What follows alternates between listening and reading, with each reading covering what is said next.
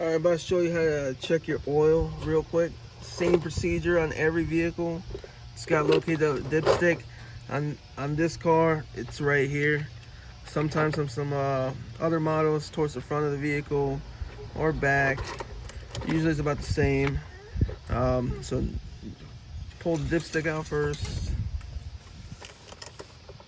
Get a rag, wipe it clean, like this.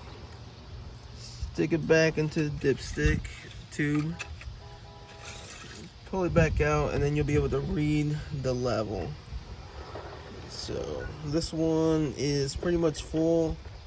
It looks like it's a little bit over, which we are going to do an oil change on this. You can see the oil is a little dirty.